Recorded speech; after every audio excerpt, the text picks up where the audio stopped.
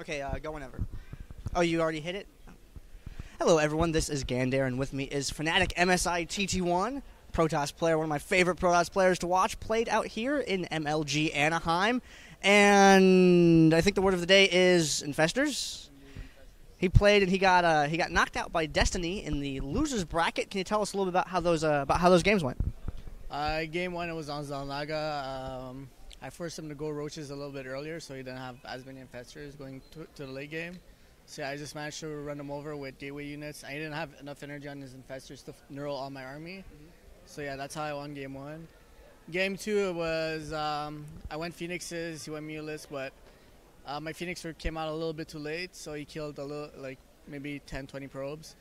And then yeah, going into the late game, I just had a bunch of Phoenixes and 200 gateway army, Archons and Zealots, etc.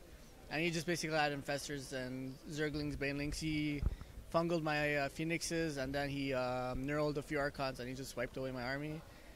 And game three, basically, yeah, same thing. He just lings, infestors, fungal neural into broodlords, and I don't know. I don't understand what to do versus that, So I just lost. Yeah, Infestors have been a lot of people have been talking about that unit recently, and one of the questions that I've had a lot of fun asking people is, if you could make any one change to the Infestor, what would it be? I got a bunch. First off, take off the 25 mana energy, because they just come out with too much mana. They stockpile their mana up really early, really fast. Second of all, I don't know what you can do about fungal, like range-wise or neural range-wise, but something has to be done to fungal. Neural, you can make it a hive tech upgrade because it's way too strong on lair, and probably make neural 150 energy instead of 100, because one infestor being able to do 2 neurals is way too strong, I find, because you can't get any high DPS units in your 200 ball, or else they're just going to work against your army with neural. So, why would I invest, so many minerals, gas into a unit that's gonna end up working against me? So and neural is just really too strong, and there's no hard counter unit to infestors, because anything that you get, they just neural it and it works against you, basically. So probably make it 150. I don't know, maybe not have neural target massive units such as motherships or Colossus, so that Colossus becomes a viable counter to neural. To infestors, because right now, everyone knows, if you play player like Destiny, you know what he's gonna do. He just goes ling infestors, but it's not normal that you're how a certain person plays, but then you still end up losing to him. Yeah, it's that alone shows that there's a problem with that style. If you know what someone's doing, then it should be relatively easy to beat them.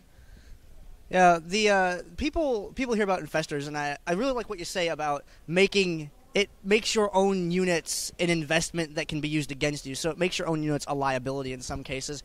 And the knee-jerk reaction I hear from a lot of people is, well, High Templar, just feedback them. But it's not always that simple. Can you talk a little bit real quick about High Templar versus Infestor? Yeah, well, first off, High Templars versus Infestors.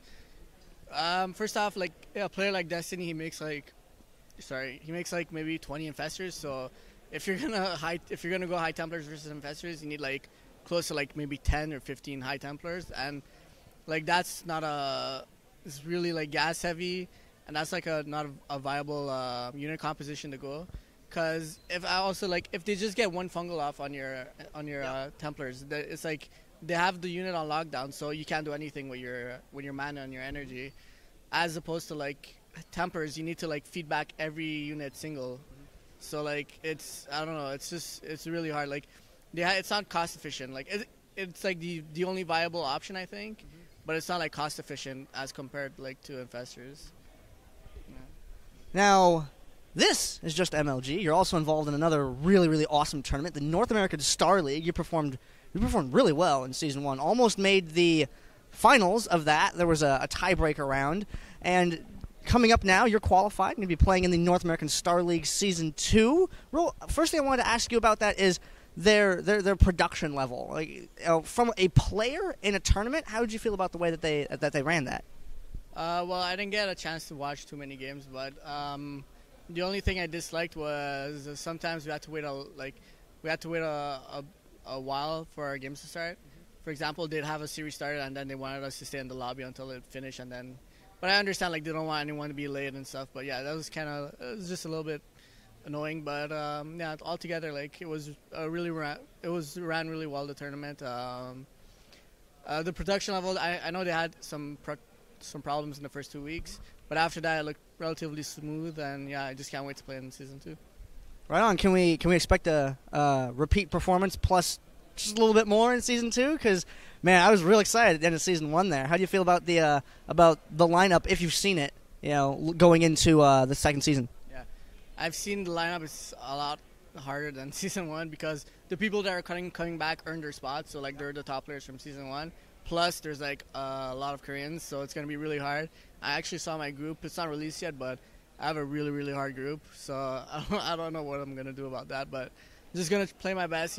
I feel like if I practice and play my best, then I have a shot versus any player in the world. It's just, I don't know, a lack of motivation in my regard. So, and I have BlizzCon coming up next week, so. Oh, nice. Yeah, so I got to go there. Got to practice for that and hope I do well as well.